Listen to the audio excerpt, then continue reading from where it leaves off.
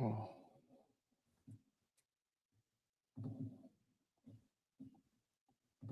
We're live now. Oh. Welcome back, hockey fans, to episode 86 of Royally Quacked. Or I guess I'm quacked today. I guess you get to be royal. Oh, I quit.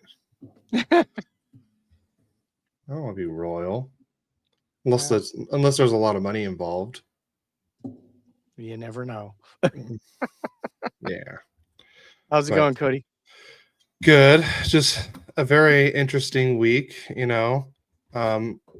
had the podcast with the Go Dwigs and Go Home on TikTok on Wednesday. A lot of fun. Yes, it was. Then on Thursday, I was on the South Florida Tribune one. We finally started that up again. And then, of course, yesterday, right before work, while I was sleeping, I guess I was stretching a little too hard, and my calf just decided to get the biggest cramp possible.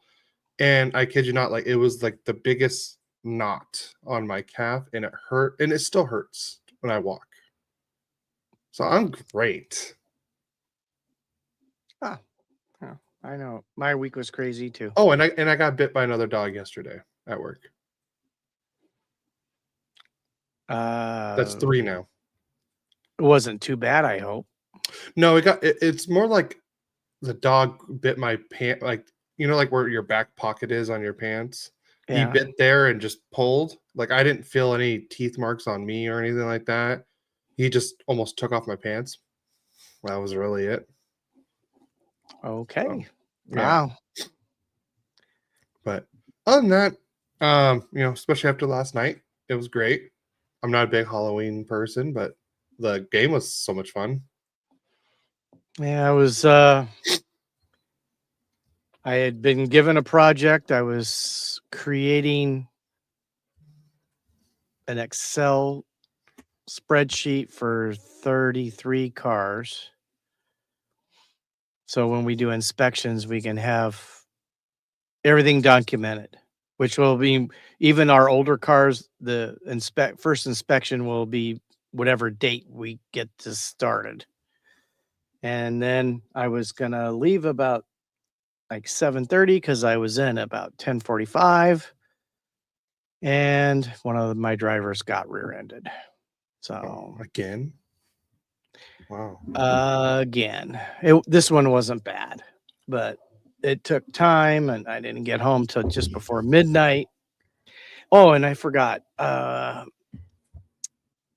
We have people out, so we have somebody doing a double route, so we have to a stop that they can't go to when they do the double route, or just adds way too much time to their route. And I forgot to put it to the other driver, even though I put him in on the email. I forgot to give him the delivery and pickup at a location, which I had to do this morning. Oh, so it wasn't a fun day yesterday. Yeah. So, but other than that, I mean, we're here. We get to do a podcast, and yesterday is over. Yesterday is over. And it's the weekend. Yeah, it's going to go by really fast again, just like it did last week. But at least we're started on this. I love to start the weekend off on a podcast. So. And let me see. You want to get into Doug? Why don't you start with Kings news? Okay. Switch it up. Okay. So, Kings fans, I don't know if you know, but the Kings set an NHL record. I mean, it's not a record I'd want to be totally known for, but they scored 9 points in 9 games with no regulation wins. That's the most points scored at a point a game with no regulation wins. They did break it the very next game, so they didn't make the record get bigger, but not necessarily the record I'd want to set. It's not the worst record to set, but it's not like one you want to celebrate either. Not totally. It's an odd one. And at least you Somebody, weren't. At least Jim Hiller wasn't going out there like, "Hey, I would give away one of my kids for a win." Like well, the Sharks coach did. Did you hear that?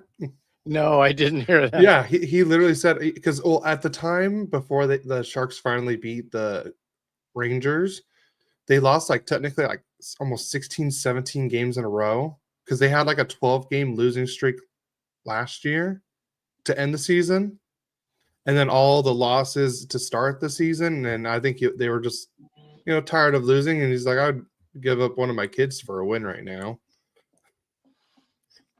Obviously, they've won now, and he still has all his kids. So good news. Yeah. Geez. It's hard to give away adult children. On other Kings news, Warren Fogle out with an upper body injury. I don't know if anybody saw it. It wasn't like a bad play. It was a check into the boards. Just the way he went with his arm up so high, I think he wrenched his shoulder. Hopefully he won't be out too long. Maybe this is going to give him, a few days to get that restart because he's been one of our slow starters this year.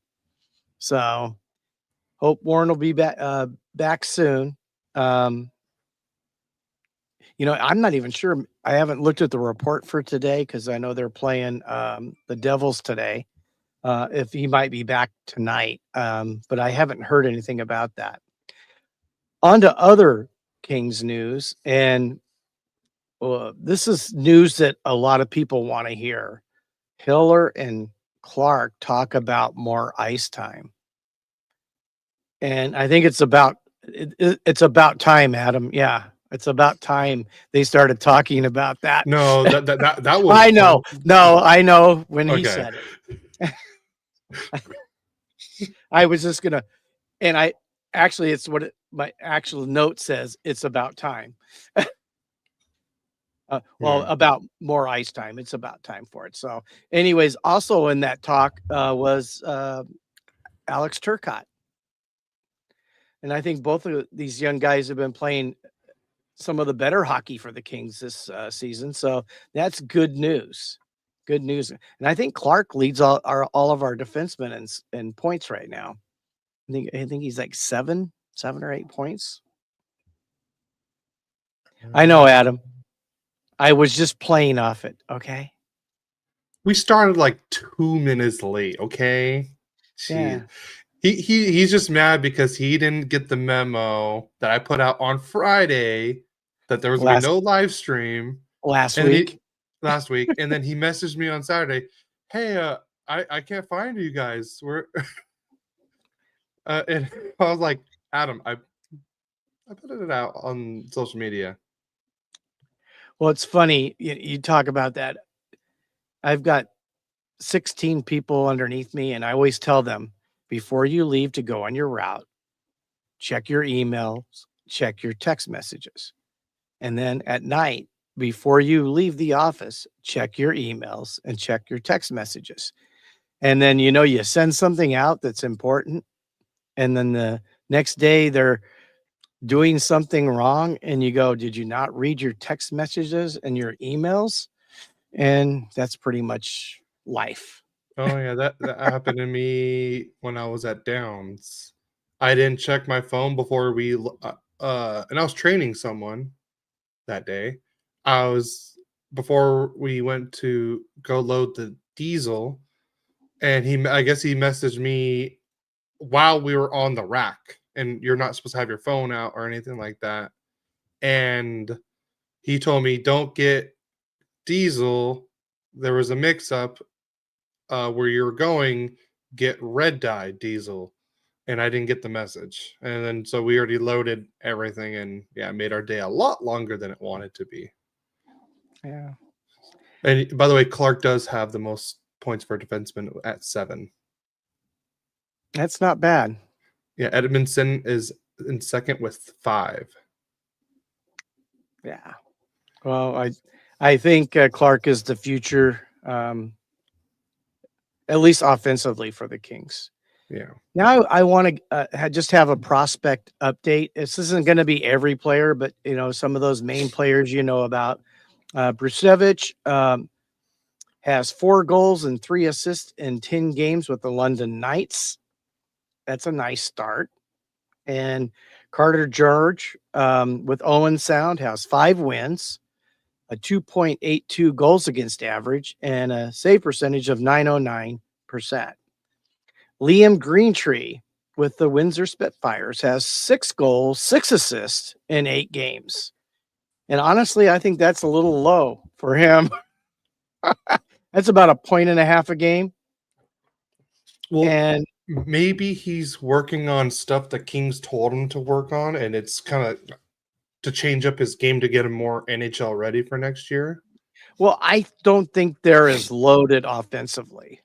So Yeah. I'm gonna bet you he's not gonna have 119 points this year because he had helpers. I mean, to get all the assists, you got to have someone putting the puck in the net, right? And Yeah. then you have to have someone give you that puck where you're in a good scoring position to score goals. But still, 12 points in 8 games. That's a point and a half a game. I don't know what that turns into, but it's probably close to 100 points, I would think, for the season for him. Jimmy Lombardi has 4 goals and 10 assists in 11 games for the Flint Firebirds. Then Brusevich's partner, Jared Woolley, he has 5 goals and 6 assists in the same 10 games. So that's a pretty good pair. And then Hammer Slukinski from Western Michigan has 4 wins in 6 games, 2.2 goals against average, and a save percentage of 902%. And that's Kings news. All right. We'll go on to Ducks news. In the Tampa Bay game, Macau Granlund suffered a lower body injury during the game, and he is out week to week. I also heard, I believe it was either Zach Kavanaugh or Derek or Patrick, one of the 3 Ducks insider guys. They were talking to Quenneville, and I think Quenneville said it'd be like an estimate about 3 weeks. So hopefully Granny gets healthy again and comes back and starts playing like he did in that Bruins game with a 5-point night. Well, but I don't think it's totally hurt them. Yes and no. I mean, obviously having him on the ice is a difference maker too, but they have been playing pretty well. Yes, no, they have. That is true. Next bit of news is Jansen Harkins makes his season debut for the Ducks on Tuesday versus the Florida Panthers. He was out with an injury he suffered in, I believe, training camp. And then, so now, and we finally found out why Chris Kreider was out those last 3 or 4 games of the road trip. Chris Kreider revealed the illness that sidelined him for the last 4 games was hand, foot, mouth disease. I've never heard of it until. Oh, I've heard of it. Yeah, okay, so Elliot Friedman said most parent, if you're a parent, you know this disease. Obviously, that should tell you that I'm not a parent. And so I had no idea what this was, but I heard it's terrible. Elliot Friedman said, I think one of his kids got it one time, and he said his kid was he said it was like the worst thing possible. And even Kreider said, in quote, it was terrible, and obviously they didn't want to give it to anyone on the team. So I was locked in the hotel room for a few days. It's awful. I don't recommend it. Oh, by the way, you can change that parent thing anytime you want. Mom and I would love it. I know. I'm done. Yeah. All right. Anyways, back to hockey. but it was good to see Kreider back. He did play in last name's game, but we'll get more on that later. And then the next bit of news is the Ducks did a Halloween prank where they had, I guess they actually hired like scare actors and stuff like that. So where I guess the Ducks players would walk to get to the locker room for practice and everything. They were doing like construction, and they had like guys in like welding mask and work attire and everything. And they purposely had like smoke and sparks go off to scare them, and then they would take off their welding mask, and then they had clown mask on to scare them. The best reactions of that was by far Jacob Trouba just, going into the corner. I think he was more scared of like the sparks and the smoke and everything, because I mean, I probably would have done the exact same thing as Trouba, but he like turtled in the corner and everything. But the funniest one, it was Cutter, Nestorenko, and Granlund all walking in together. And as soon as like the loud noise, made a bang, and then smoke and the sparks went off, Granlund and Nestorenko booked it. Like, I kid you not, they sprinted back the other where they came from and just left Cutter there to just suffer. It was pretty funny and everything. A lot of guys got scared and everything like that, and they actually had got a view of one of the clowns coming in and scaring Carlson again right in front of the locker room with like a loud a horn. And even Pat Verbeek was standing there. He's like, "Wow, that was loud." Like I said, it was funny and all, but I'm gonna do a little not a little tangent, a little. I would say another way to get to it. Someone else that looked really scared this week. It wasn't any Ducks players. It was a former Ducks player. It was Trevor Zegras in the game against the Pittsburgh Penguins at the very end, I believe, of overtime. Did you see the video? I haven't seen the video, but I've heard about it. Is that where he picked a fight with the wrong guy? Yeah, he like punched a car in the back, and the car just got up and stood up, and you just see Trevor go like, oh, like hands up, like you could tell like he literally, went to the bathroom right there. That's all I'm gonna say. Yeah. But yeah, that was the funniest reaction to that, because I think Trevor Zegras was more scared about that than the Ducks players were scared with the Halloween prank. And yeah, mom also put hand, foot, mouth is very painful, lots of blisters. Yeah, that's what I didn't want to get into very details, because I heard Kyle Carr talk about on Locked On Ducks, and then Elliot Friedman on 32 Thoughts. I'm like, I do not want to talk about all the disgusting stuff with that. So, but yeah, but that's it for Ducks news right now. So on to league news. Yes. So on Tuesday, we had the Frozen Frenzy, where all 32 teams played on one single night. And the funny thing is, I totally forgot this was happening. There was I didn't even see any. I didn't see anything on social media like, oh, Frozen Frenzies next Tuesday, or I didn't see any of that. And why on a Tuesday? I don't know. I don't know. I feel like they could have done this a lot different. Like, I know they don't want to try to do it on a Saturday or Sunday to kind of compete with college football and the NFL. But I forgot who said this. Like I said, it wasn't my idea. I forgot who said it. But what they should do is, I think it was on the sheet with Merrick and his producer Zach.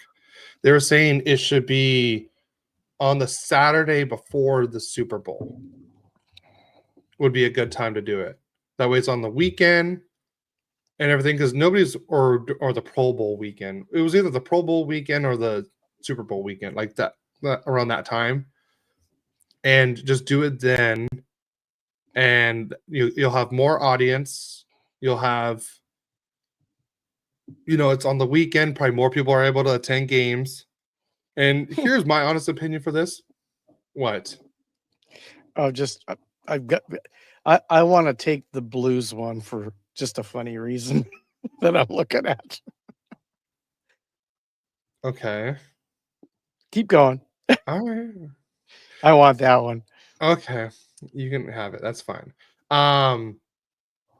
And I feel like instead of starting every game like 15 minutes, 15 minutes, 15 minutes, I kind of miss how they did it when they did the first round after like COVID happened, where all 24 teams made it. We had like hockey from like 10 a.m. all the way to like 10 p.m. I Yeah, want that again. I think the Kings game was 8 o'clock at night. and it was late. Yeah, but like no, I want it like ending at 8, or sorry, not at 10 o'clock, not at like almost midnight. I Yeah. feel like like there should be like a game that starts at like 10 a.m. and then every half hour or so a new game starts. Yeah, Like but they then did you don't get as much of the exposure for people to watch it. That's what they're looking for. So exposure. I I remember when they were doing that, there were so many fans like, dude, this is awesome. Like pretty much like 12, you get more exposure because you're going for 12 hours instead of the 7.5 hours they did on Tuesday. Now you got instead of 7.5, you got 12. A lot. And if you think about it, if you have that time, that extra 4.5 hours, you get also that's also how much more time for advertisements, more sponsorships, and all this. I meant for the people to watch their teams because there'd be a lot of competition. There's Every half an there's even more you'd there's have even more 4 competition games now. going on at they'd have 4 games going on at all But times. there was more competition during Tuesday's night because they were doing it every 15 minutes. Okay. They were doing like 4 o'clock, 4:15, 4:30. Oh, so you're saying spread it out a little bit more. Okay. Yeah, spread it out a little bit more, and you get more time because that's what they did. Like for that first round of COVID, those playoff games, and everyone was loving it. So that's what I'm saying.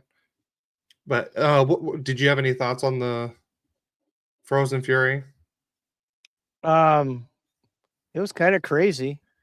I mean, 32 teams all playing in one day. It was great for fantasy hockey because everybody had everybody to be able to play. So you had definitely more choices Yeah. on fantasy hockey night and stuff. So it's probably one of the biggest nights for fantasy players because, like I said, you always have someone who can play Mm-hmm. unless they're injured. Yep. Oh, and So all right, I'll talk about that one later. All right. You want to go next? sure, the Capitals have signed forward Brett Leeson to a 1-year, $775,000 deal. Yeah. That's where he was before he was a Duck. So congratulations. well, I said I liked Brett Leeson. I wish the Ducks would have re-signed him. I liked him too. I liked the way he played. Mm-hmm. I think he'd be a good playoff, a good fourth line playoff guy. Obviously, Quinville felt differently, so that's why he's Well, I don't know if not it was. there anymore. I don't know if it was Quinville. I think it was Verbeek. Verbeek. Yeah, I but like to call him Verpeek because his nose looks like a wow. beak. The little ball of hate will come after you for that. That's okay. He can come after me. I'm not afraid of him. And then some sad news here. Not sad, but not positive news. Former NHLer and former Duck Ryan Kessler has been charged with 4th-degree criminal sexual assault conduct and has pleaded not guilty. That's not good.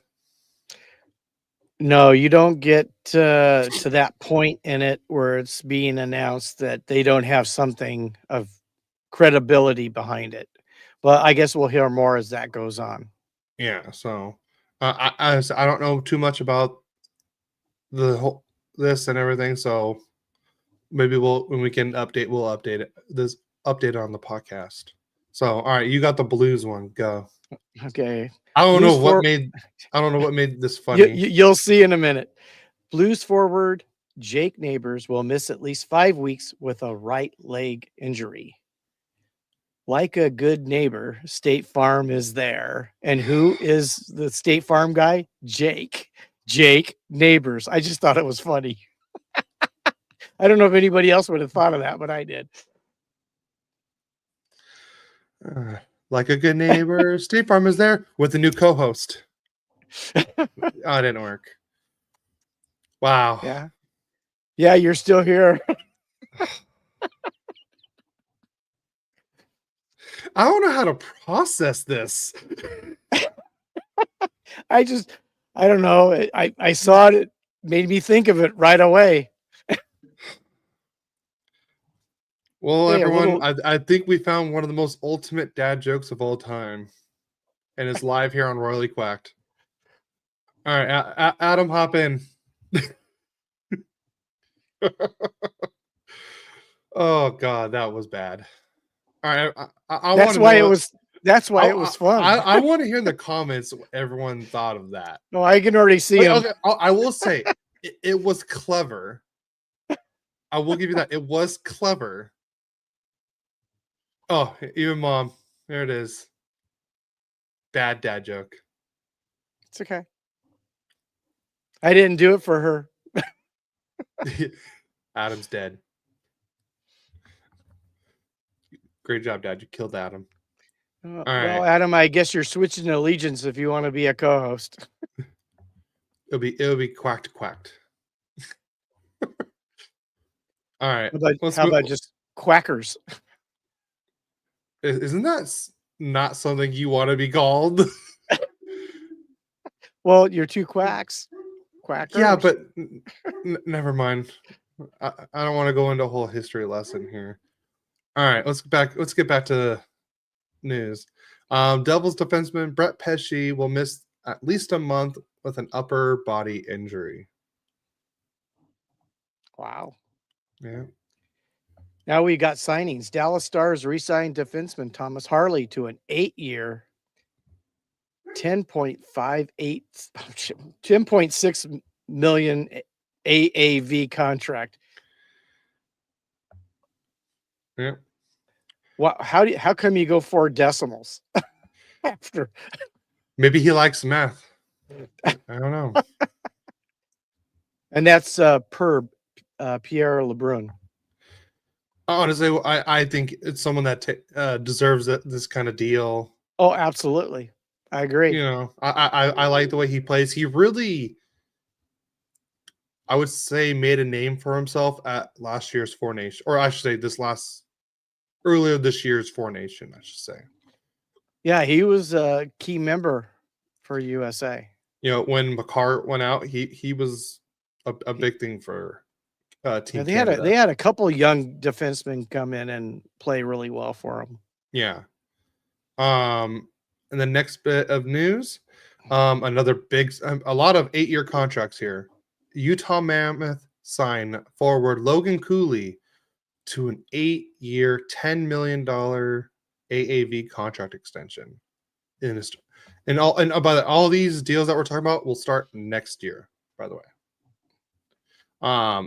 So Ducks fans, I'm guessing that this is going to look closely to what Carlson's next contract will probably be. It's going to be like this or more. Wow. Oh, yeah. The double-digit millions are becoming the norm now. Yeah.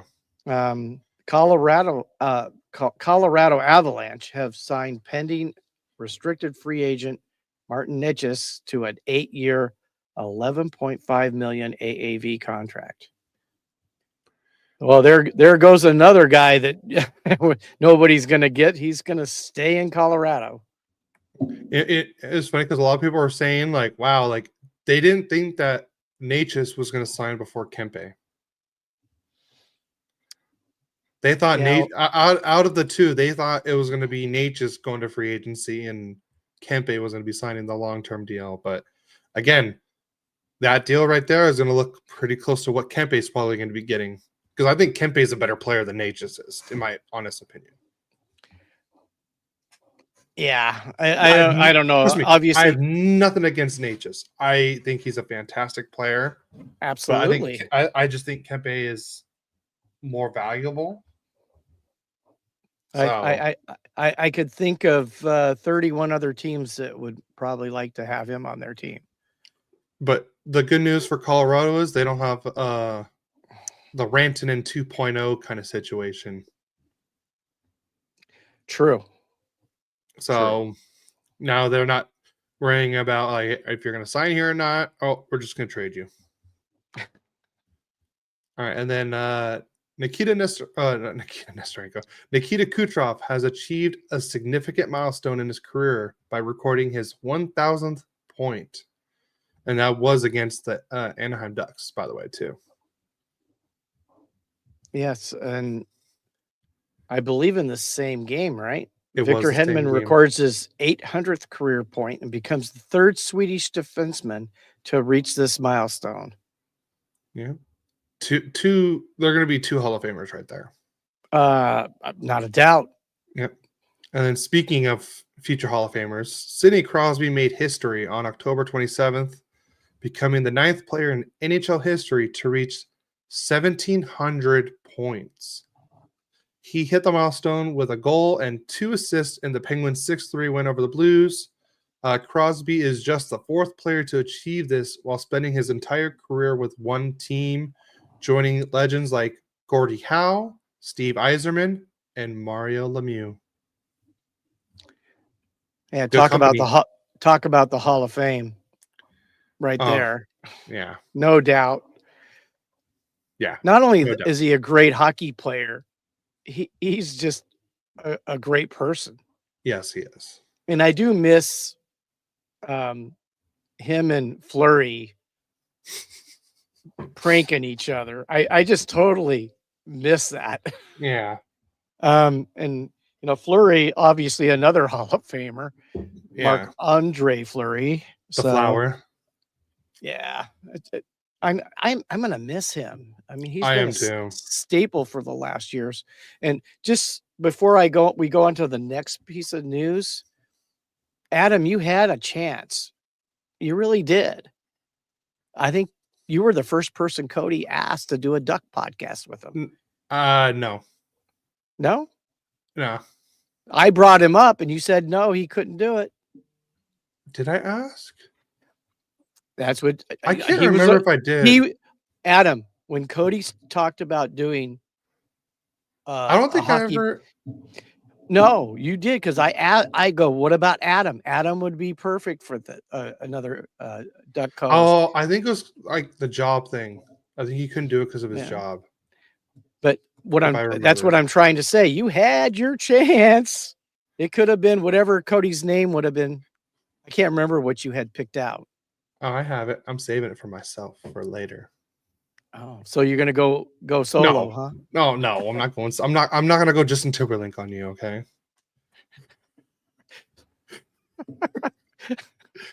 Don't worry. Well, hey, you got a co-host. Yeah. Well, I'm pretty sure I think doing this, I've met so many more people, like people that I could, if I wanted to, I could do it now. So you're just throwing Adam out with the bathwater? No, I'm just saying. Well, I mean, there's Adam. I could have, like I said, there's other people that I'm pretty sure if I asked now, they'd be like, "Oh yeah, let's do it."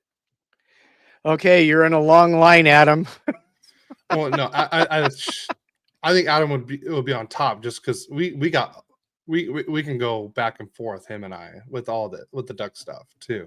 I'm sure. Yeah. So I'm sure. Hey, it would be also another connection. You and I, the umpiring one, and then Adam and I can do umpiring stuff too. Yeah, Which I kind of do want to do like an umpire podcast. Next off season, we're gonna get Adam, Eric, you and I, and we're gonna do An Royally umpire, Quack, the umpire the ump edition, show. And talk about games we've done, sometimes together. Yeah.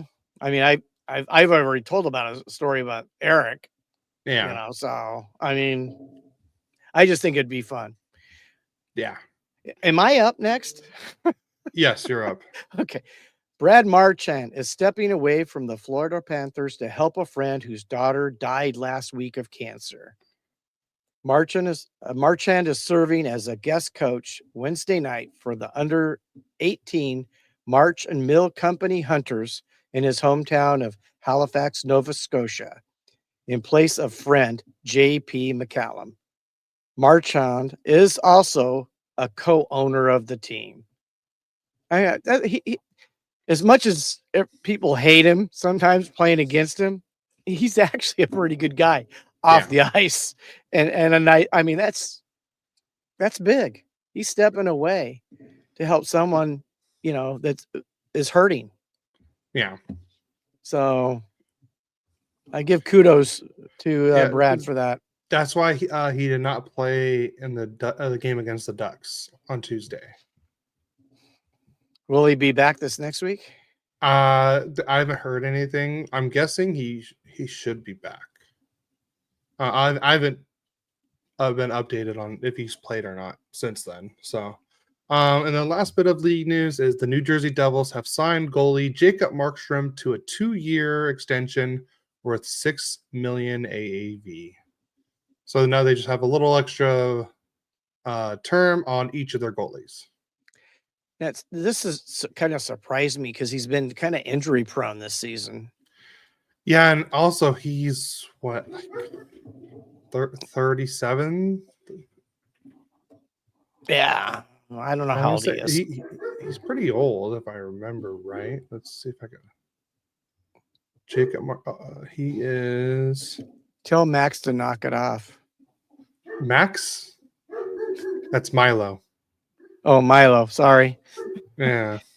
It's one of those M names. Yeah. Oh, sorry. He's 35 right now. I thought he was older. Huh. Yeah. Anyways, you want to get into game recaps? Sure. I'll let you go. Just because it's one would be in order, and two, you got one more game than I do. I didn't prepare my game, so why don't you do one and I'll do one, and I'll try to get mine set up. You had one job. I know. I was busy doing something else, if you remember right. You had one job. Anyways. All right. So the Ducks on Sunday played in Tampa Bay, Florida, or I should say Tampa, Florida, where they faced off against the Lightning. This was the 4th game of the 5-game road trip. The Ducks fall to this one 4-3 against the Lightning. Like I said, this is the game that Kucherov reaches 1,000 points. To get the scoring started in the first period, Jake Gensel scored his 3rd of the year to take a 1-0 lead. And then in the second period, Jacob Trouba got his 2nd goal of the year. And then the assists go to Terry and McTavish. So we were tied 1-1 at the 4:42 mark. And then Jake Gensel again. So now we're on hat trick watch for Jake Gensel. Scores his 4th of the year to take a 2-1 lead. Then Anthony Cirelli gets his 4th of the year to make it 3-1 Tampa Bay. So it was 3-1 after 2 periods. And then Ryan Poehling gets his first as an Anaheim Duck. Assist from Ross Johnston and Drew Hellison to make it 3-2. And then Troy Terry gets his 3rd of the year. Cutter Gauthier gets his 2nd assist, and Leo Carlson his 6th assist. So now we're tied 3-3. And then at the 16:45 mark, Anthony Cirelli scores on the power play to make it his 5th goal of the year. And that was the final goal. So Tampa Bay wins this one 4-3. The stats. The Ducks did outshoot the Tampa Bay Lightning 40-33. The Ducks barely lost in the faceoff percentage, 52-48. Ducks were 0 for 2 on the power play, but Tampa Bay was 1 for 6, and the Ducks had a total of 19 penalty minutes. Tampa Bay did outshoot us 21-14, block shots 17-15 in favor of Anaheim, 23 giveaways for Tampa Bay to Anaheim's 10, and then the Ducks had 8 takeaways and Tampa Bay had 5. Dostal was fantastic in this game, stopping, I believe it was 29 of 33. And then the 3 stars of the game, Jake Gensel with 2 goals is the number 3. Sorelli with 2 goals, 1 assist is number 2. And the guy that got the 1,000 points was Nikita Kucherov. He got 2 assists in the game for 2 points, and he was the number 1 star. All right. So my first game was Kings at the Nashville Predators. And I don't know what's going on with the Kings. It's like they somehow get to be competitive and then can't finish. So, I mean, we'll go straight to the scoring. Of course, in the first period, who starts off the scoring but the unsigned one, Adrian Kempe with his 5th from Clark and Kuzmenko, and the Kings are up 1-0. But didn't take but a minute and 33 seconds later, Ryan O'Reilly gets his 4th from Stasny, his 3rd at the 9-minute mark to tie the game to 1-1. That's how the first period ended. And then 36 seconds into the second period, Philip Forsberg gets his 3rd from Wood, his 1st, and O'Reilly his 3rd to put the Predators up 2-1. Then Joel Armia gets his 1st goal as a King from Turcotte, his 2nd, about a minute later to tie the score 2-2. Then who else but ex-Duck Scotty Perry scores his 2nd from Armia, his 4th, to put the Kings up 3-2. But then Cole Smith, 2 minutes later, gets his 3rd unassisted, and we're going into the third period tied 3-3. So we keep getting a lead, and we keep giving it back. So we go to the third period, and Trevor Moore gets his 3rd from Brant Clark, his 3rd assist, and Edmondson his 2nd assist at the 9:50 mark to put the Kings up 4-3. But at the 14:44 mark, Ryan O'Reilly gets his 5th from Forsberg, his 3rd, and Haig his 1st on a wrist shot to tie the game. Goes to overtime, and I do believe the Kings should have won it in overtime, but they didn't, so it goes to a shootout. Seems like we go into a lot of shootouts right now. And Nashville chose to go first. O'Reilly scores, Kempe scores, then Forsberg scores. Perry got, he got a shot off, but it was saved. Stamkos' shot was saved. Trevor Moore scored a goal. This went on for a little bit, if I remember right. Marchessault save, Byfield save. Jesus. Wood save, Kuzmenko save, Evangelista save, Fiala saved, and finally Eric Halla scores a goal. I don't know, it had Kevin Fiala in there again, but I don't think it could have been him twice. He never went. It has him twice in the shootout. Oh. And you can't do it twice unless you go all the way around. Well, anyways, Halla scored, Fiala scored, Bunting save, Fogle save, Wiesblatt scores, and then Armia goes and a save. I think it went 11. and the Kings lose the game 5-4. Let's go to the stats and just see. It's such a weird season that totally unlike the Kings of last year right now. We outshot Nashville 40-25, but they won the faceoff 55% to 44%. We were 0 for 3 on the power play. They were 0 for 2. So at least our penalty kill finally did their job. But hits were 23-11 Nashville. Block shots 19-7 Nashville. And of course, we win the giveaway one. We gave away 22-15. That seems like too high of a number.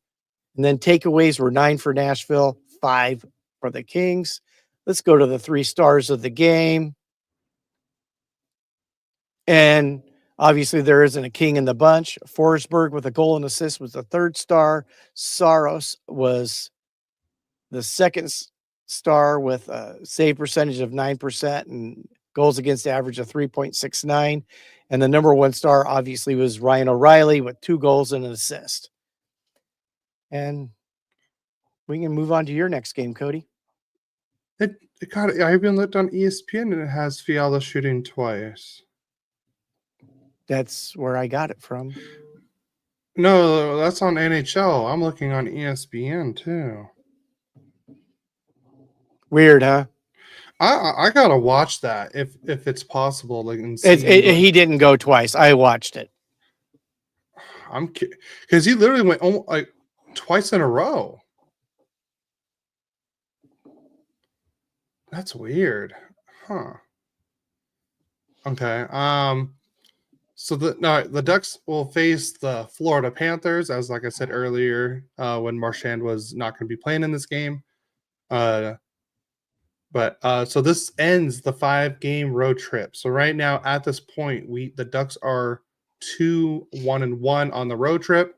So then we head over to South Florida to face off the 2-time defending champions. And the Ducks do squeak one out in a shootout, 3-2. And here's the scoring. There was no scoring in the first period whatsoever, but I can tell you the Ducks were getting outshot bad. It was 12-6 after 1, and then 7-10 after 7 shots for the Ducks, 10 shots for the Panthers. In the third period, the Ducks only had 3 shots on goal, and Florida only had 6. And then even in the overtime, 1 shot for Anaheim, 5 shots for Florida. But the Ducks took literally 3 penalties within the first 10 minutes of the second period.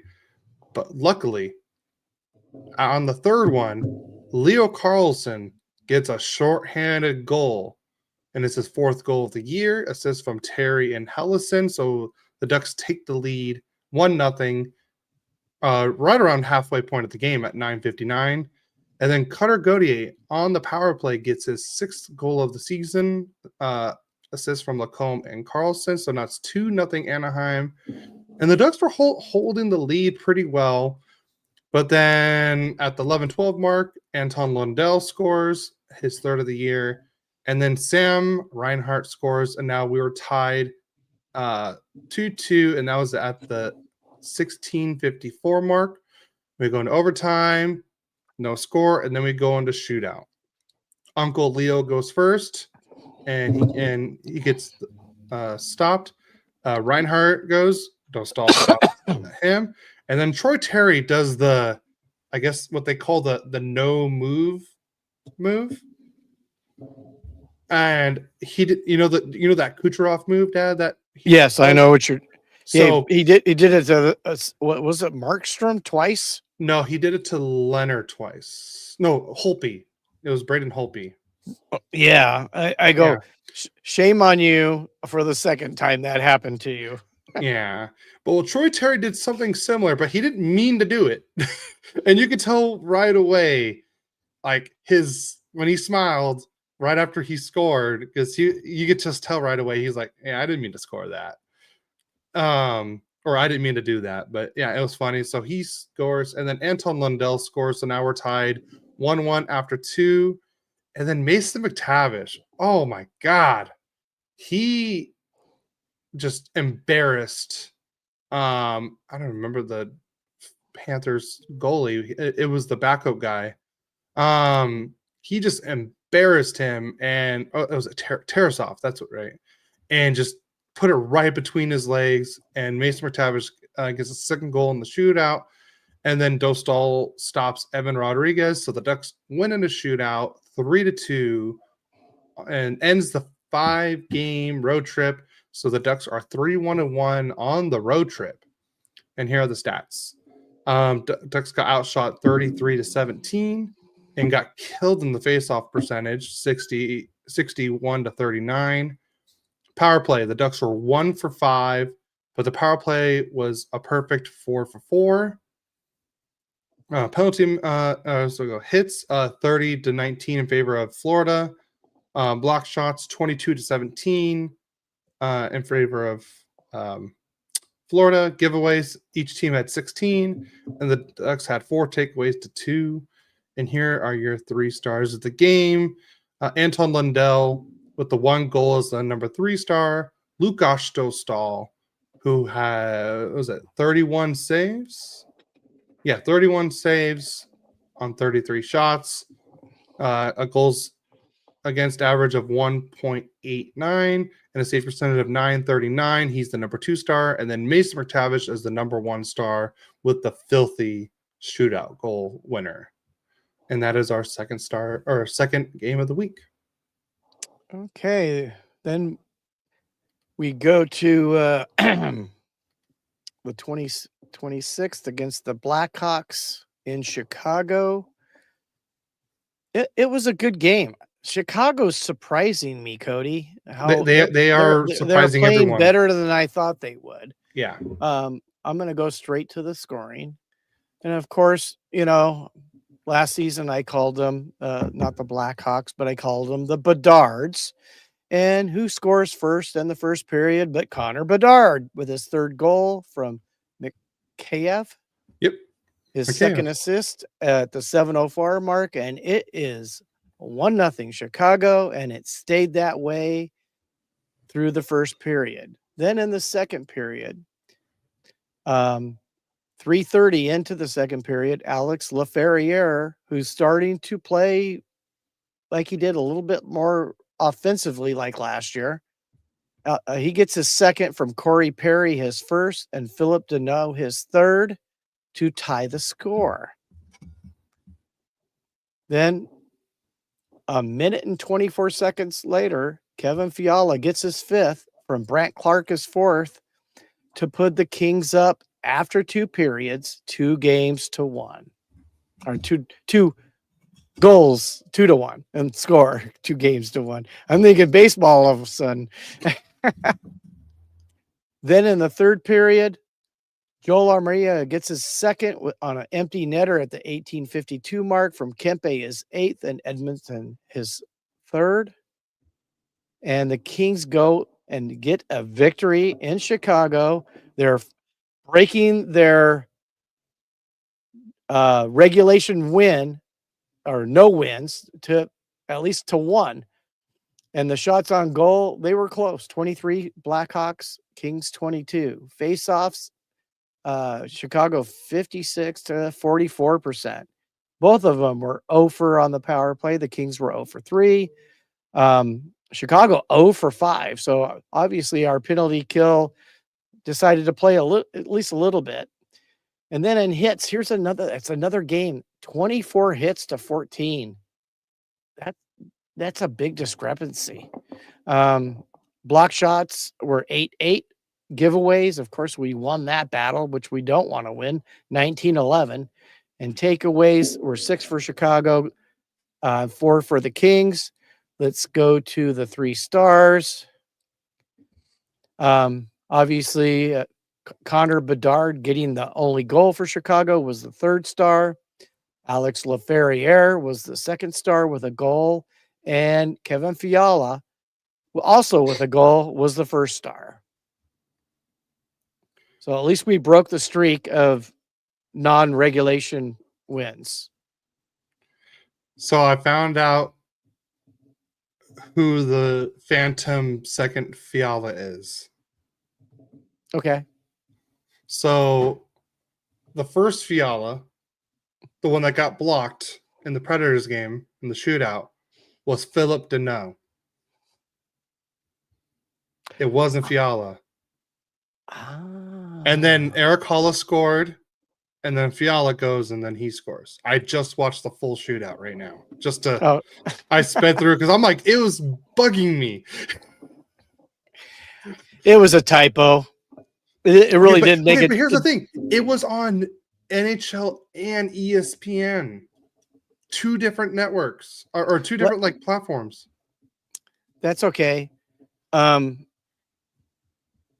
Oh, we're always talking crap on you. You're always talking crap on us, Adam.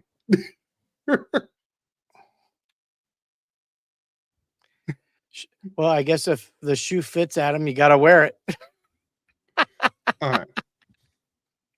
All right. I feel better knowing who the Phantom second Fiala was. What were we talking? I don't know. Was it about you texting me last week about the why we weren't doing a live stream, or I don't know. Oh, we also had Kevin. Yeah, Kevin. Hope you guys are well. Glad to see you back on Twitch again this week. Yeah, we just I had something to do last week and we couldn't do the live stream, but I know I like doing the live streams. They're fun. I got to tell you, Kevin, you're very competitive in fantasy hockey, buddy. Way to go. Yeah. All right. Let's see. Let's go back to my game. So here's my last game of the week, and it happened last night on Halloween. The Ducks faced off against 10 times. Oh, that one, Adam. It was about we were talking crap. I think that was when my dad was saying I wanted to start just a Ducks podcast, and I think I asked you when I first started, but you said you couldn't with work. That's only we weren't talking crap. We were just your name got brought up, okay? But I think I asked you if you wanted to do the podcast, like host a Ducks podcast with me, but I think you couldn't because of work. I believe that's what it was. Then Kevin, thanks, Gary, but I see your scores and I'm scared to play you next week. I mean, Kevin, if you saw how bad my dad kicked my butt the other week, you should be scared.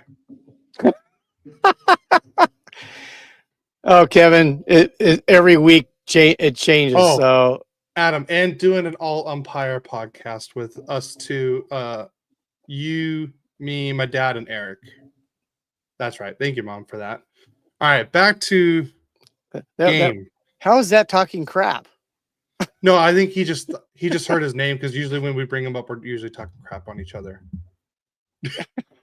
I think he just assumed. All right, back to the game. So this was John Gibson's return to Anaheim. Oh, we know, Adam. We know. Trust us. His first game after being traded to Detroit in the offseason. Great tribute video. And it was tough seeing Gibson in Red Wings gear. It was very weird for me. But it's good to know that we own the Red Wings still, so I'm happy about that. But the Ducks win this one 5-2 last night on Halloween. Let's get the scoring started in this one. On the penalty kill. That's right. Not in just no, it wasn't. I'm glad he's gone. He's talking about Gibson. Oh, yeah. That's what I was laughing about. Weird to see him, and he goes, for me, it was glad weird. He's gone.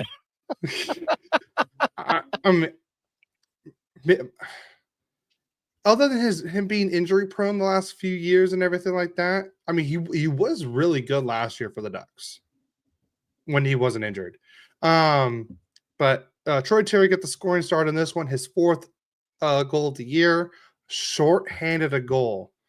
And I gotta say this, I don't remember the last time the Ducks had multiple shorthanded goals like this since what I want to say the Kessler, Silverberg, Cogliano line, like since like what 2017, 2016, that we had like short, like actual like scoring penalty kill. But the assist on that one go to Drew Hellison, his 4th of the year, and Leo Carlson's 8th assist of the year. But about less than 4 minutes later, Lucas Raymond scores his 3rd of the year, so now it's 1-1. And then Uncle Leo gets his 5th of the year. Troy Terry his 8th assist of the season, and Jacob Trouba's 4th assist of the year. So now it's 2-1 Anaheim after 1. Then we go into the second, and Mason McTavish just he gets the puck and just goes from right and then goes in the middle. And I guess I didn't know this, but the Red Wings play like that man-to-man defense.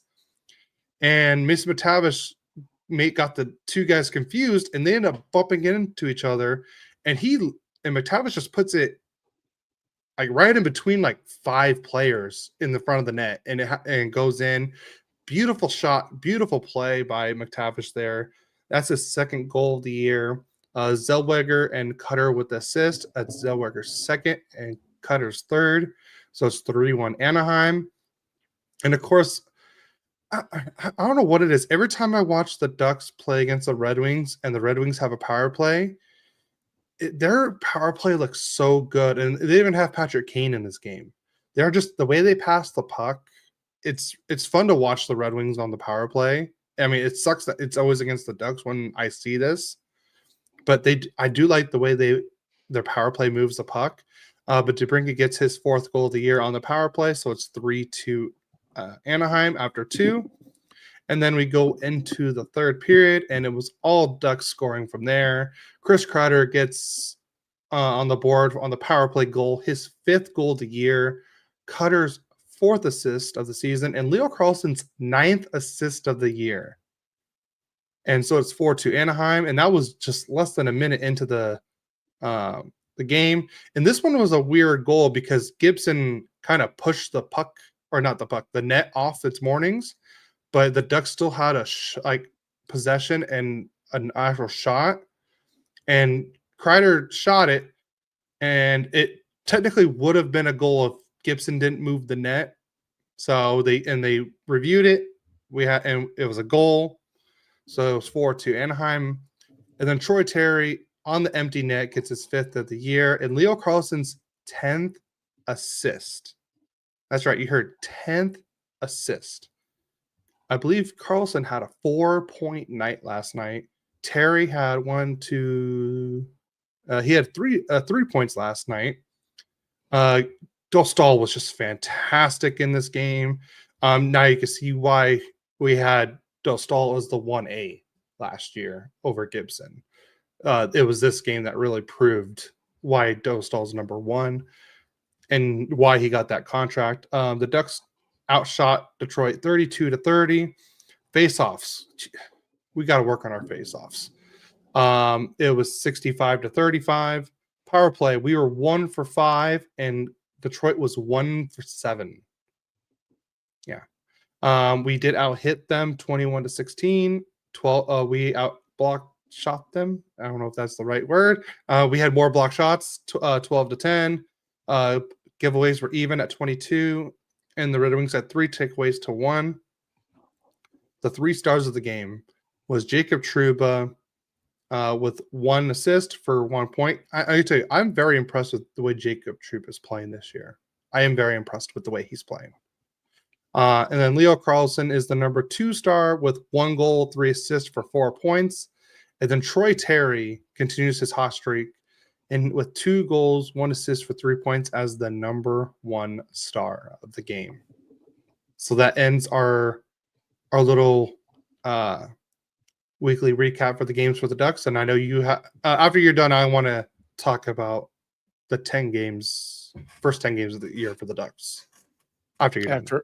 I got 2 games left. So I'll give you a little bit of a break after I'm done with that. After your 2 games, yes. Okay. Just want to make sure. Yep. Okay. So we go to San Jose and play the Sharks. And this game starts off pretty good. Corey the Scory Perry starts off the scoring in the It's first. no. You can't just do Corey the Scory. No, this isn't Blue's Clues. You got to just do Scory Perry. No, Jesus. I wanted to, mix it up a little.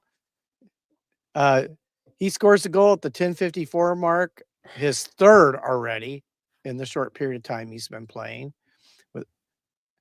With Clark his fifth assist and Ferrier his second assist, put the Kings up 1-0, and that's how the first period ends. And the Kings are up 1-0. They had 6 shots on goal. San Jose had 7. It gets scary going into the second period. So then Jeff Malott gets his second from Perry, his second, and Edmondson, Corey the Scory, one of us. He's with the Kings now. He can have that terrible nickname.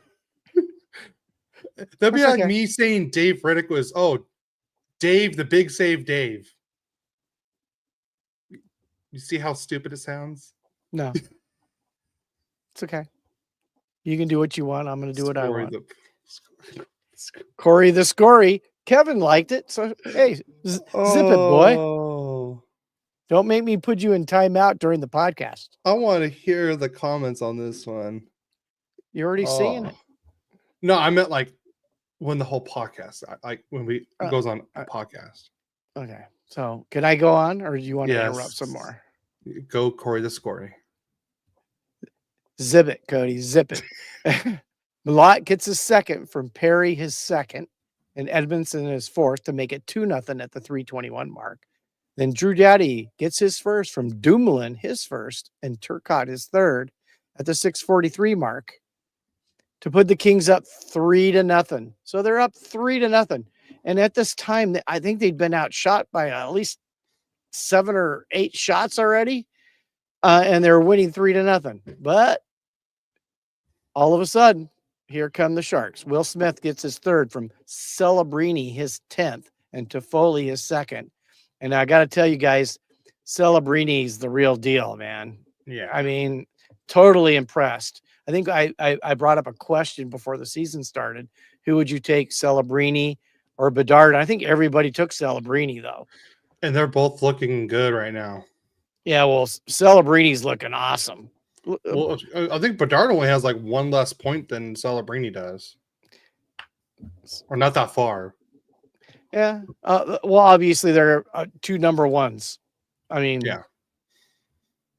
Anyway, so then Philip Kurasov scores his second from Wenberg, his third, and Eklund his sixth at the 17-6 mark, and now it's 3-2. Second period ends with the Kings up 3-2. But let me just get the shots for you. The Kings had 10 shots. Sharks had 23 shots. So now we're going to go to the third period, and Alex Wenberg gets his second from Kurashev, his second, and Skinner his second, and we're tied 3-3. And that was at the 4:48 mark of the third period. Then Brant Clark, starting to show some of that offensive promise that the Kings were expecting, gets his second. And you've been hearing his name quite a bit today, by the way. And Kempe, with his 9 assists, ninth assist, and Edmondson with his 5th at the 13:20 mark for a 4-3 Kings lead. And that's how the game ended, 4-3. But shots on goal, 40-14.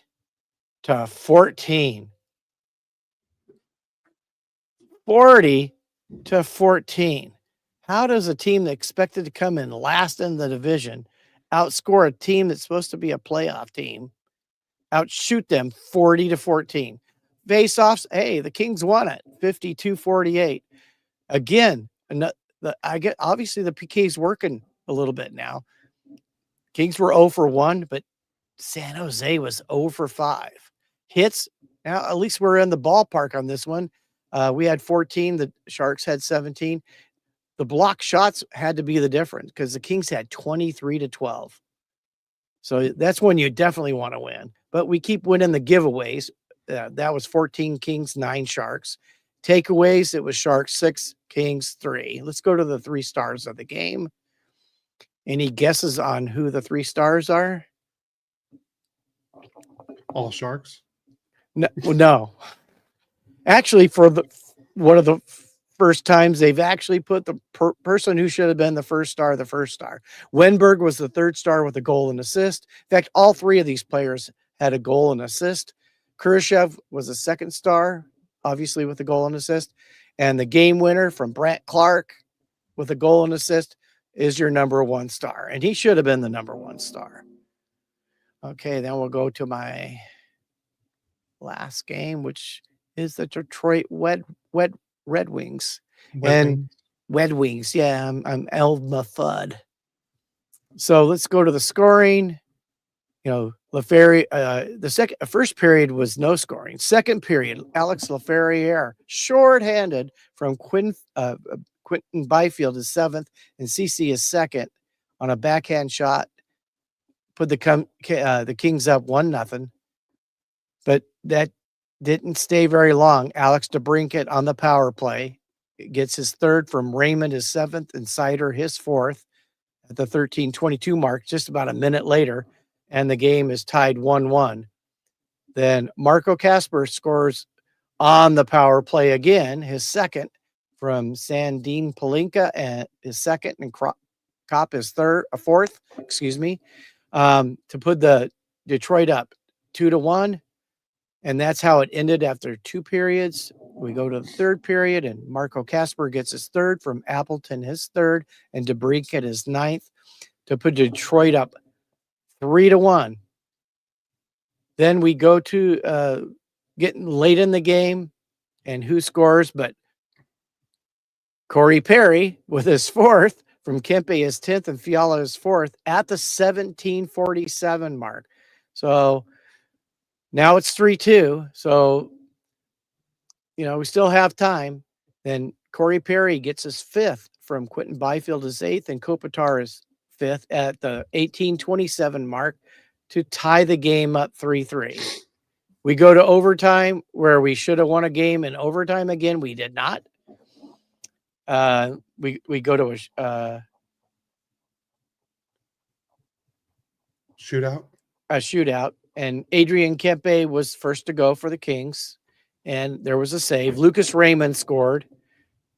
Corey Perry shot, save. DeBrincat shot, save. Fiala shot, save. And wait, which Fiala was this? Was this Philip Deneau Fiala or Fiala? I do believe it was the actual real Kevin Fiala. Okay, I think Deneau just dressed up early for Halloween, looking like Fiala when he shot that shot. Maybe. I didn't even think about that. How do you mix the 2 guys up? I'm not even sure.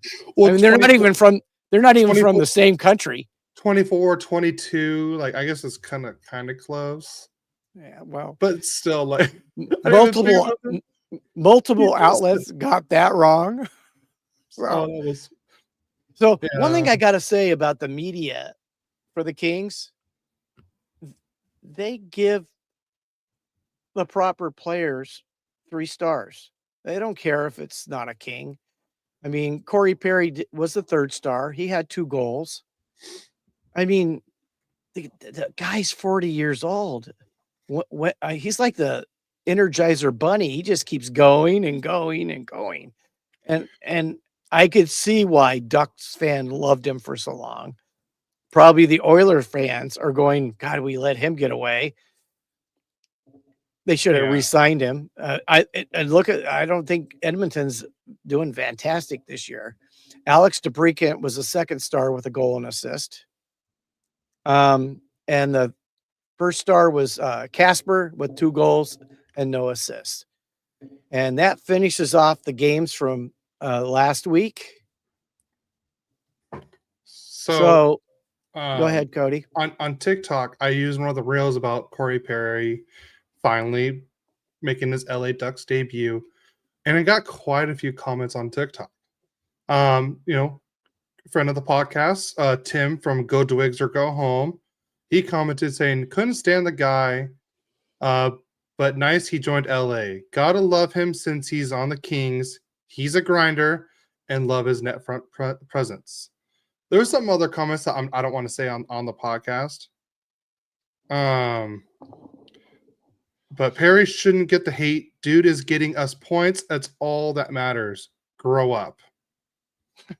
And then here's another one. And that was from Demon Marquez. This is from Laura. I was excited ever since I heard he was coming to us. I know people aren't fond of him, and they keep saying there's bad blood. A lot of that stays on the ice. He's friends with a lot of the guys on the team, especially with Doughty. As Drew said, and other people, he's a guy you don't want to play against. He's the guy you want on your team. And look how much he's done for us already. I will root for Corey Perry. He is an LA King now. You know, I could understand why Kings fans, I know Eddie Garcia from Locked On Kings, he's just had so many years to hate the guy. It's hard to like him. I mean, or say love him like a king. But I mean, we're all about winning, right? Yep. And then he's a winner. Yeah. Last comment I'm going to say from Nate Benson. As a Kings fan, Corey Perry on the team is hard to see, but if he produces, I'll take it. But I'm definitely not buying his jersey. I'm not buying his jersey either. That's fine. I wasn't, expecting all that, but Kevin did ask us a question. Yeah, I saw it. If you guys can decide the 3 penalty shots for the Kings, who would you pick to shoot? Well, we were missing one of the guys that typically probably would have shot early on against the Red Wings. Trevor Moore wasn't there that night, and he would have been probably in there. I mean, I would go Kempe, Fiala. I mean, you can't argue with Perry. He's scoring goals, but then I would have Moore go. And you gotta, or Clark. Let's get Clark in there. He's quick with his stick handling and stuff, and score goals. And Byfield hasn't had much success, but I think we need to throw him out there and give him confidence. I say let Kemper go. What? Let Kemper take the shootout. Oh. Like I said, for the Kings, I don't know who. I mean, whoever my dad thinks, I think it would be the right choice as well.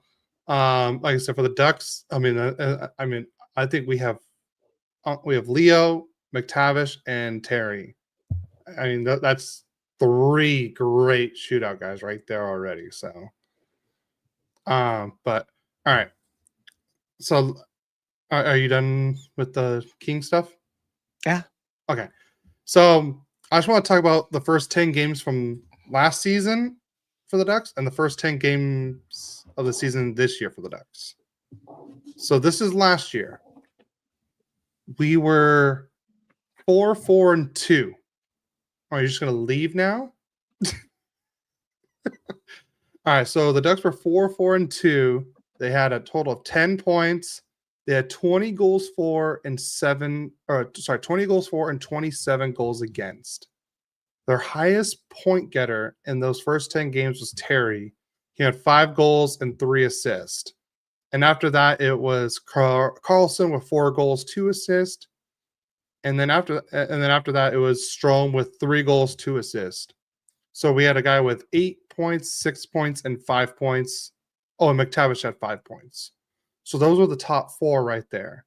This season so far, the Ducks are 6-3-1 with 13 points, 36 goals for, and 33 goals against.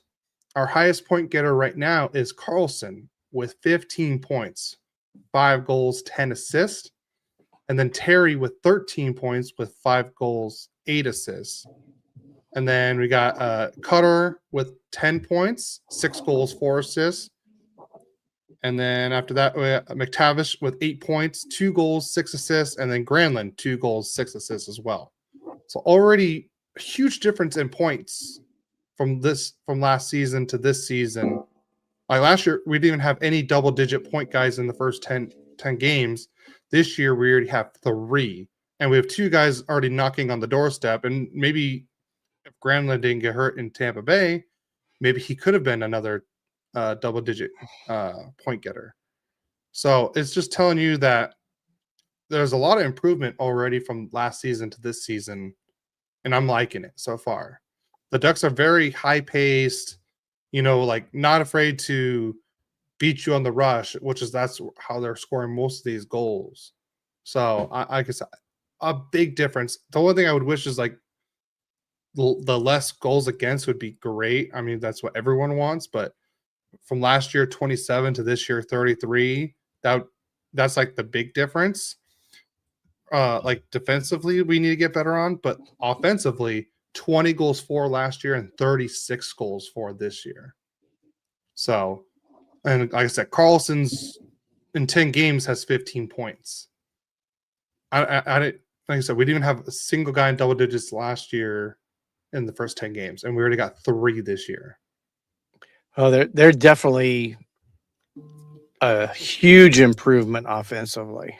Yeah, huge. So Terry last year in the first 10 games had 8 points. This year, 13. Carlson, 15 points this year. Last year, he had 6. Cutter last year, 6. Right now, he has 6 goals, 4 assists. Last year, Cutter had 4 assists. Remember, Cutter didn't score his first goal until like mid-November. And now he already has 6 already. And he still hit 20 goals last season. Okay, so I have to. Are you done with your little thing there? I'm done with that. I didn't want to interrupt. Sorry. I had a question for you, and you can't cheat and look. Okay. Name an Edmonton Oiler in the top 10 in scoring. Is there actually one? You have to answer the question. It's not ask a question of the person asking the question. So there is a Edmonton Oiler in the top 10 right now. That's still a question. Give me an answer. You can give me an answer on it because you don't know who the top 10 are. Name me an Edmonton Oiler in the top 10.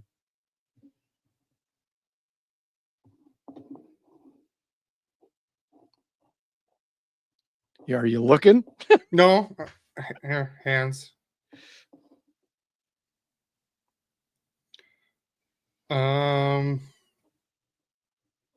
Okay. I'll change. I'll even change the question. Name an Edmonton Oiler in the top 20 in scoring right now, without including any games that might be played today, if there are any going on right now. And there is one. See, thank you. That's all I want to know. If there was, I'm going to give you that. In the top 10, there was 0. See, that was a trick question. 0. That's the question. Can you believe there's 0 Edmonton Oilers in the top 10? Okay, see, that's why I asked. I'm like, well, you could have said 0. So, okay, but you asked the question, how many? Or no, you said, can you name me? You didn't say how many. Can you name me? Yeah. So you asked me a trick question, and technically, I kind of answered it by asking, "Wait, are there any?" So technically, I would have gotten that right. So there's one, and can you tell me who that is and what position they're in scoring? Are you looking? Okay, we already narrowed it down to half of it. I'm gonna say Draisaitl at 18. Oh, not pretty close. Really? He's 20th. So Hey, like I said, I swear I didn't look it up or anything. I believe you.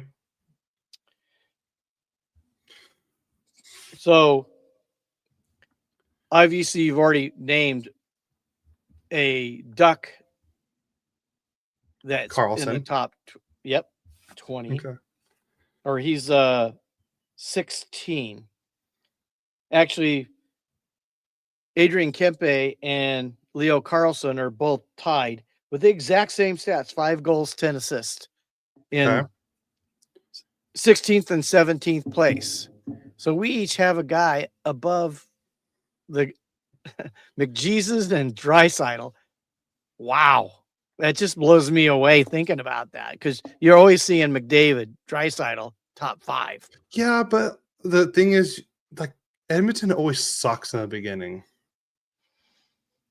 Like, they never perform good, and then they just start, like, a 10-game win streak, and then, like, 1 or 2 losses, and then another, like, 6-game win streak, and then, like, so kind of hard to judge the Edmonton Oilers until, like, I would say about January. So you want to know where you stand on your predictions for the Ducks? Oh, crap. I totally forgot about that. Where am I at? So I'm guessing I'm like 5. I'm guessing like 5-5. Actually, right on the money, 5-5. You went 1-2 last week. Okay. If you would have picked them to beat the Panthers, you would have been 2-1 instead of 1-2. Okay. And so you're 5-5. I went 2-2, which was my best week. Okay. So I'm 4-8. You're 5-5. I mean, So it's a reverse of last year. I started off pretty good and I got quite a big lead on you, and then you came roaring back, and then I think I ended up winning by a little bit last year. So do you want to know what the standings look like right now? Sure.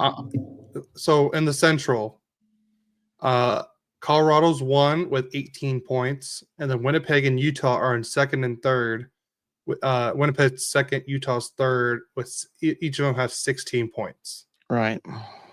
And the Pacific, the Golden Knights are number 1 with 15 points. The Kings are number 2 with 14 points. And the Ducks are number 3 with 13 points. But here's the thing. The Knights have played 11 games with 15 points. The Kings have played 12 games with 14 points. And the Ducks have only played 10 and have 13 points. So if the Ducks win, like at least match up, we could be tied with Vegas. Yeah. What did I say at the start of the season? Look out. Look out. Yeah. I had a gut feeling about that. I mean, I'm not sure it's going to be sustained. And if it is, I mean, Anaheim Duck fans, you're going to be very, very happy. I got to tell you, I like to watch them. They're fun to watch. They are.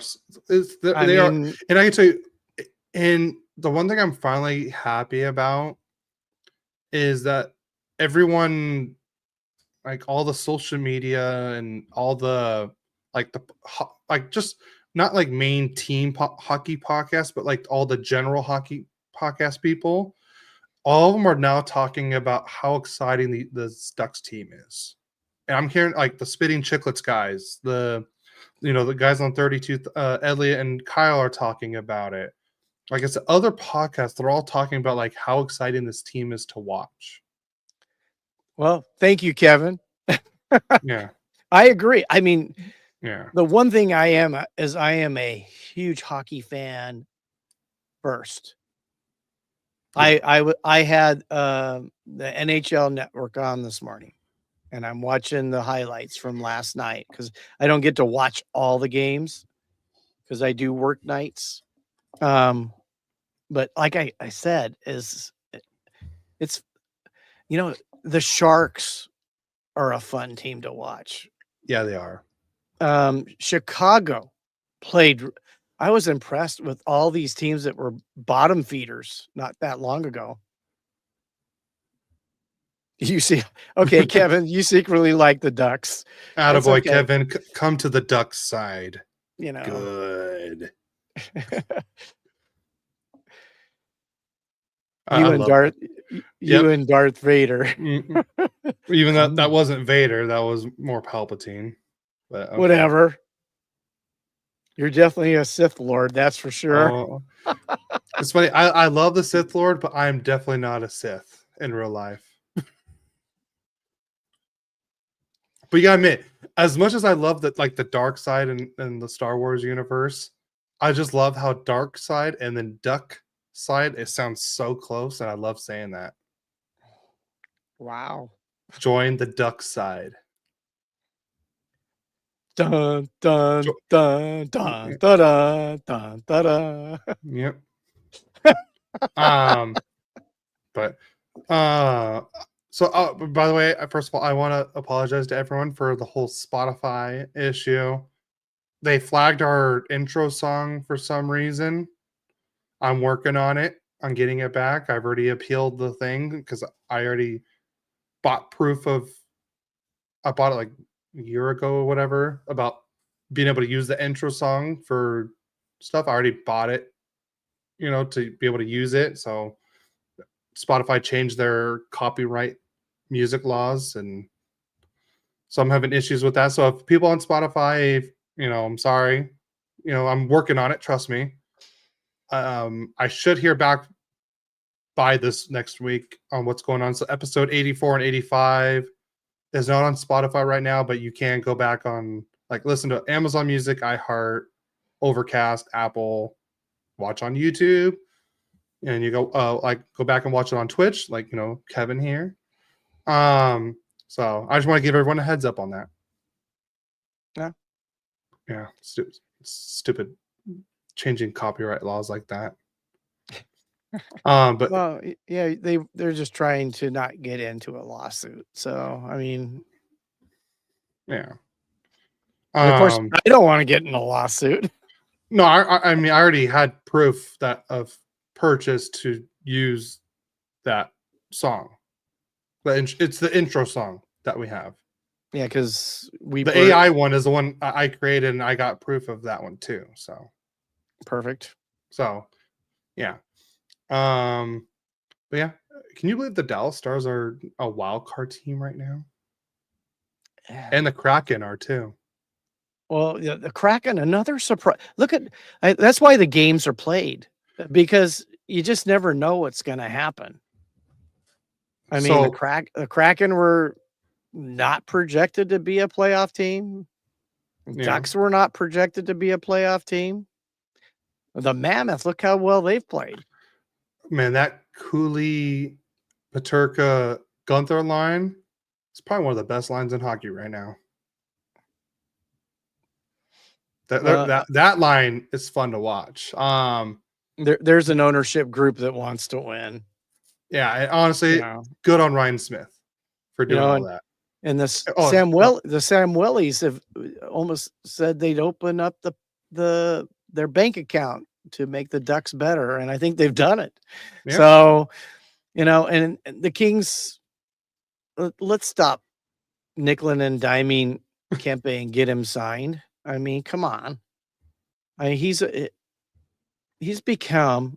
their best player right now. Yeah. Even over Kopi. Kopi probably takes a back seat to him. Yeah. But they did miss Kopi when he was out, though. So, I mean, he's definitely still the best face-off guy the Kings have. All right. Quick question before we get out of here. Sure. Who's your surprise, team that's playing well so far in the whole league? And who's your surprise, disappointment? So, all right, biggest surprise, biggest disappointment so far. And why you're thinking, Kevin said that Nature Steel looks great, comparable. Just get it done at 8 times 11.5 for Kempe and stop playing hardball with him. No, we agree. And like I said, before the season even started, we should have said that they should have signed Kempe at that 8x10. And now with all these new deals coming out, look at like he's going to be getting like 8x12 or something like that. Well, it's funny,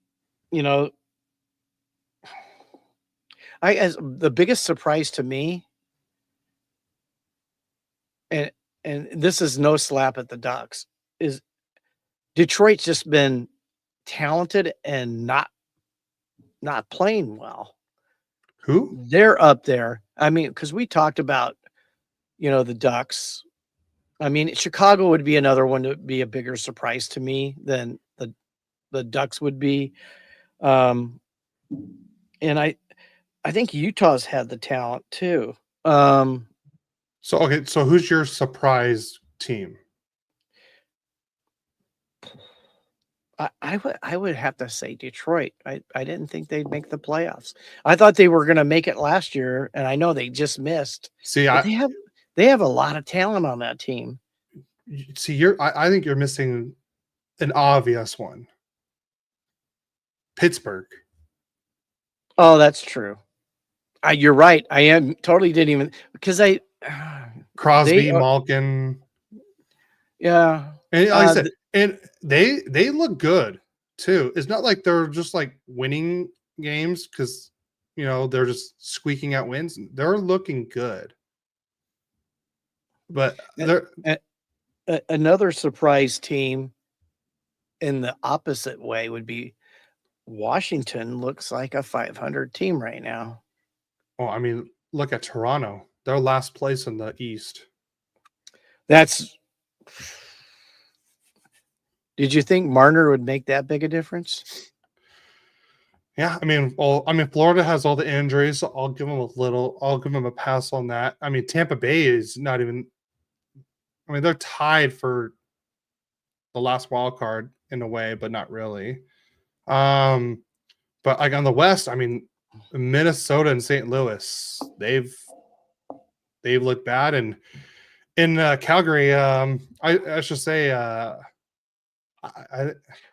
I think Wolf carried that team last year, and I called that. Yeah, they're not scoring, and I didn't think that I would see that the Kings are a -4 and the Ducks are a +4 in goal differential. Wow. Oh, and the Dallas Stars -2. Edmonton, yeah, but even Chicago's a +4.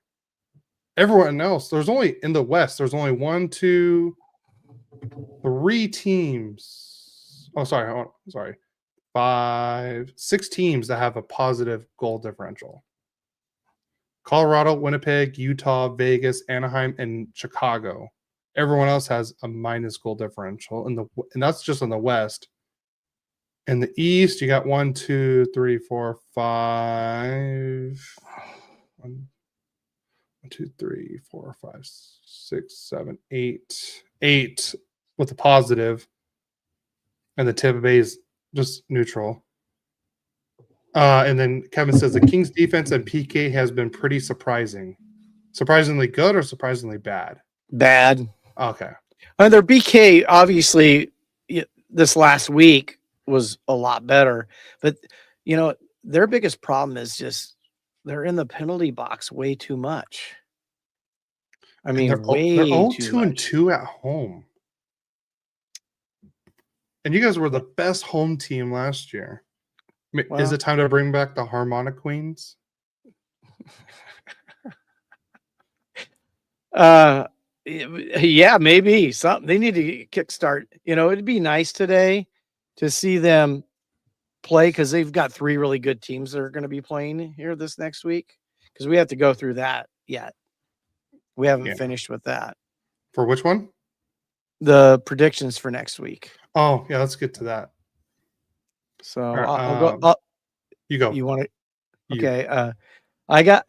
You know what? The Kings find a way to lose. So a lot of their losses, though, are they get a point, which I don't know. Somebody said it's a tie game, and the other team won the bonus point. So that's how to look at it. And whoever I can't remember who said that, but I made Sounds like kind a of sense. Merrick thing. I think it was on the All the King's Men with Jesse Cohen. Oh, I think he's the one that said it. I'm pretty sure it was him now. Well, anyways, I've got the Kings losing today against the Devils. I think the Devils are very dangerous team. Jack Hughes seems to come back with an abandon, man. He's going crazy, looking very good. I got him losing 4-2 on today. Tuesday, they are playing against the Jets. I have them losing 4-2. And then Thursday, they're playing the Panthers, losing 4-3. all right. So tomorrow the Ducks will play against the New Jersey Devils at home. I'm predicting a 3-2 win. And then on Tuesday, the Ducks are home against the Panthers, and we'll conclude our season series against the Panthers. And I have a feeling the Ducks will win this one 4-3. And the last game of the week will be Thursday, and this is in Dallas, and I'm predicting a 5-2 loss on this one. So is that just because it's the Stars? Because actually, I think the Devils are a better team right now than the Stars are. I just think that the Ducks play better against the Devils than the Stars. Interesting. And so I don't know. I just my I don't know, gut feeling kind of thing. Well, it's to me, I'm frustrated. When I'm frustrated, I go the opposite of what I want. Yeah. And I hope I'm wrong, and I hope I'm 4-11 next week. Just you Kings fans thinking, oh, why is he doing that? I go kickstart him. Yep. And then before we get out of here, I did put on social media to have everyone put out their favorite, Halloween costume that they want or favorite Halloween candy. And we did get one reply. I was hoping to get more, but hopefully next year we'll get more Halloween candy and costumes. But the LA Kings channel, so Dylan, put Dum Dums are an underrated Halloween candy if given out. I don't mind Dum Dums. Yeah. The candy I don't mind. The other Dum Dums I could deal without because I see them on the road all the time. Well, that's so so. All right, Dad. Favorite Halloween candy, and then which one you just know. Oh, Kevin says Twizzlers and Dots are the best. No, Red Vines. Red Vines are the best. I'm sorry, Kevin. I'm a Red Vines guy myself. Dots are all right. I don't mind Dots. I'm not talking about the Dots though. No, Butterfinger is my favorite candy. So for me, I don't know what. And I know this goes with Mom's theory, and I agree with Mom's theory, but the holiday Oreos are just better. I will agree with Mom on this. Like, there is something about the holiday Oreos that make them better, and then the holiday Reese's too, because I feel like you get a little bit more peanut butter with like the pumpkin or the Christmas tree ones. E2, Cody. E2. E2. Yeah, means you too. Yeah. Red Vines are better, I agree, but Twizzlers come in those little Halloween size packages. See, yes, the holiday Reese's are the best. Like I said, I've always been a Butterfinger guy. I grew up and I started liking the little snack size Snickers too.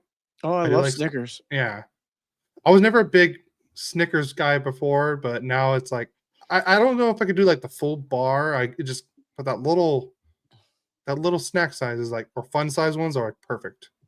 So all you fans, I got a few things for you to think about and try. So one thing I love is you put Oreos in the freezer.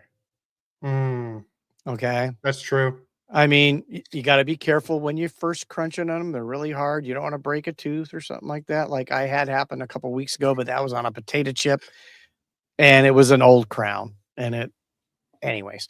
But I turned on two guys at work to the frozen Oreos and they go, "Oh, that's a keeper." Yeah. Also refrigerating your Snickers bars and Butterfingers. Oh my gosh. It takes it to another level. Yeah. I mean, I think you could do it with just about any candy bar. Yeah. I mean, I'm not. Mom, I would not do red vines. Red vines no, are. moms are just saying red vines are better, and I raised you right. And then, even Kit Kat or special holiday Reese's. See, everyone's on this holiday Reese's. I do like a good Kit Kat too. And then Kevin, I'll try the frozen arrows. Report back with my review next week. Oh, Kevin, God, what's another? Kevin, it's a winner. I guarantee you.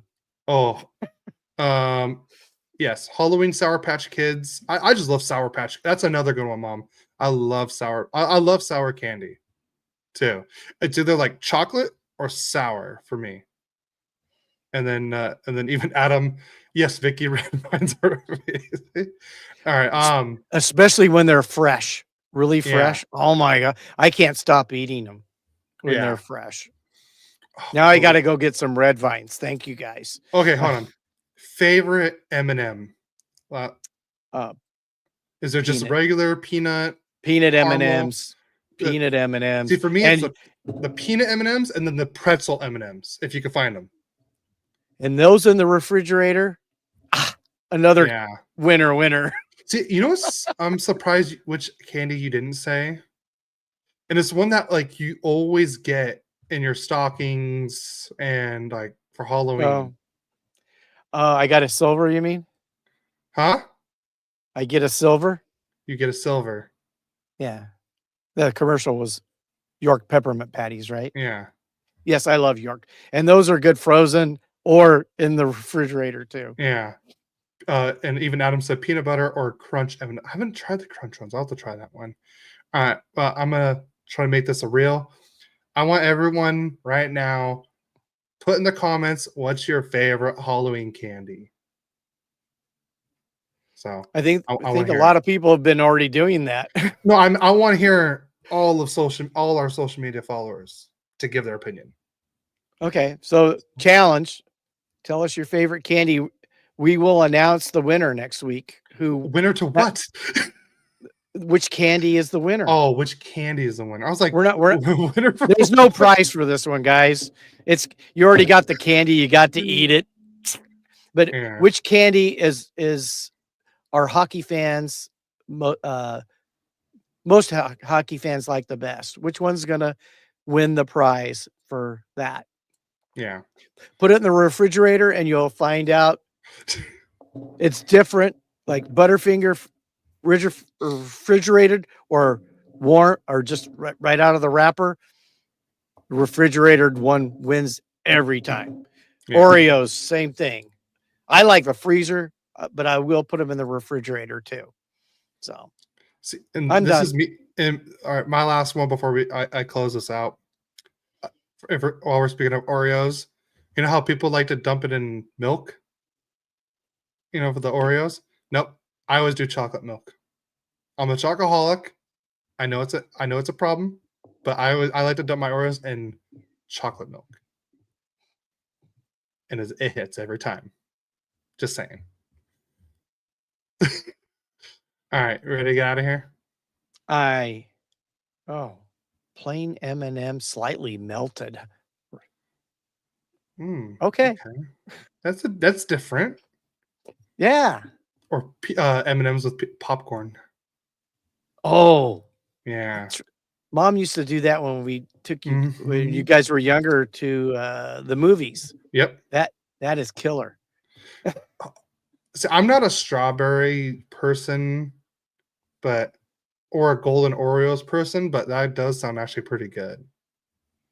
Not gonna lie.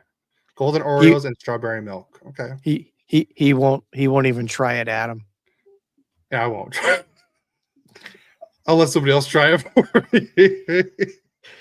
But all right, He's not a strawberry fan. No. So, all right. Well, thank you everyone for tuning in to this live stream for Royally Quacked, episode 86. Kevin, it's okay. I'll try it. All right, Kevin, get back to us on that. You'll have your report is due next Saturday at the live stream. Okay, I expect it on my desk first thing. So, Kevin, you can just come on and be part of the live stream with us next week if you want to. Would you like to do that, Kevin?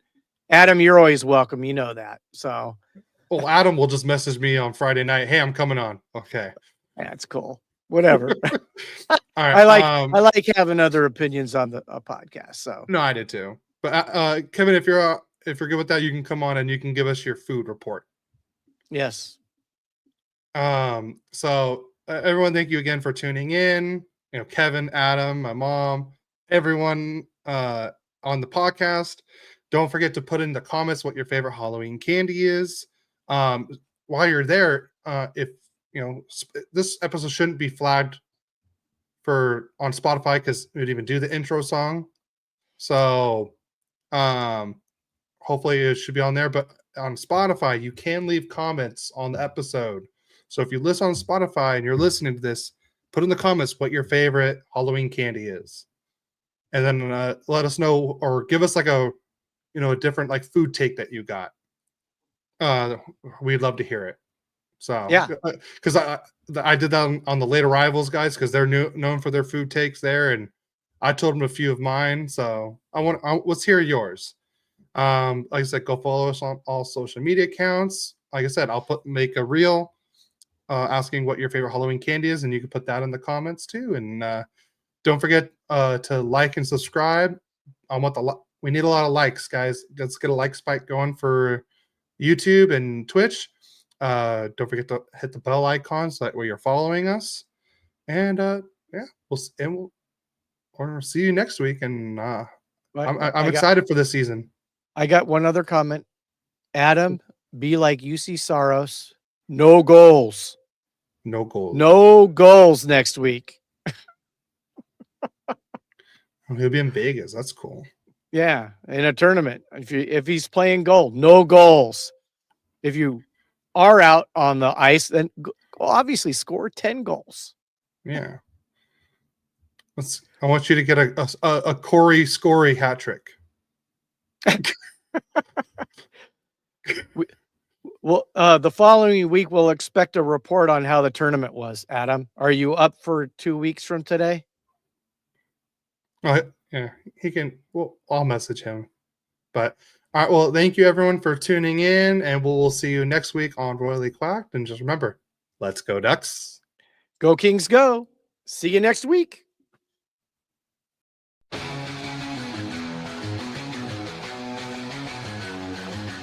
father and son, a bond so strong, talking hockey all day long. Royally Quacked, their podcast show, sharing stories, highs and lows. From the Kings to the Ducks they go, shout and go Kings.